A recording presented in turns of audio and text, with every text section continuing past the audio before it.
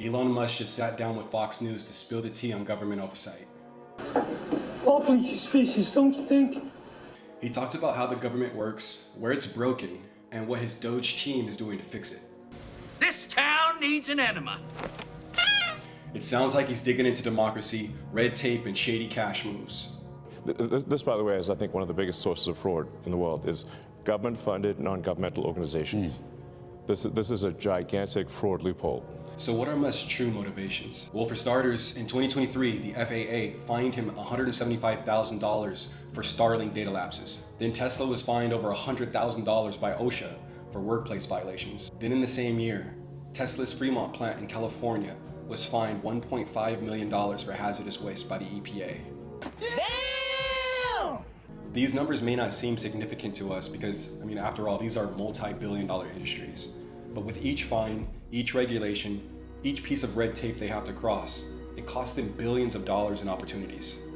I would suggest that those who so recklessly lost their fortunes on the capitalist lottery learn to shine their own shoes. So look at it as if it was a tier system or a hierarchy where the NGOs are kind of like a watchdog for the governmental organizations. Then they dish out fines. Then tens of billions of dollars are funneled back into the NGOs so that they can continue their work. And this is all done under the idea that they're keeping us safe from pollution, misconduct, or natural disasters. And no, the Haitians aren't, oh, wait, that's for tomorrow's briefing. The way America works outside of hybrid, communist, capitalist nations like China is to posture itself as if it supports private enterprise. In actuality, it operates as checks and balances, yes, but a lot of times to shake down organizations they don't fully control before their IPO.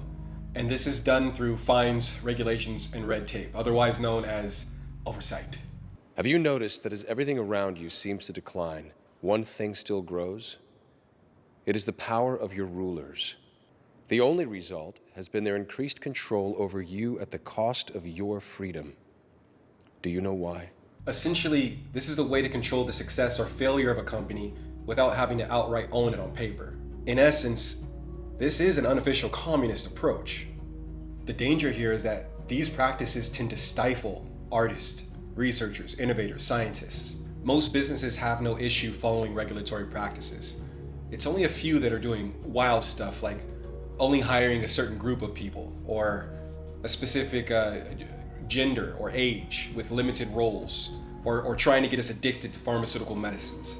The issue is when it becomes blatantly political, where the success of your business is contingent on you serving a political ideal, which ultimately leads to limiting your freedom of thought, which is a creator's superpower.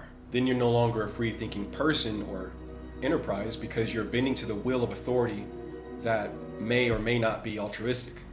Yeah, I could dig it. And keep in mind, Musk is not the only target.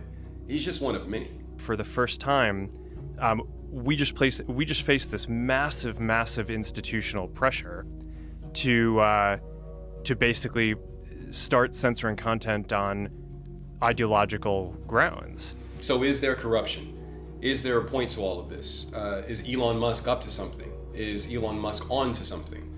See for yourself. Go to doge.gov, check out the numbers, see what's going on. Be a part of the conversation. And it's important to note that all governmental organizations are funded by your tax dollars. Most non-governmental organizations are funded by your tax dollars. Yes, there's a few that are privately funded, but it's important to ask ourselves, do they have our best interests in mind? With that being said, if you like this content and want to see more like this, please subscribe. Turn on notifications to see the latest coming from this page. And as always, happy trails.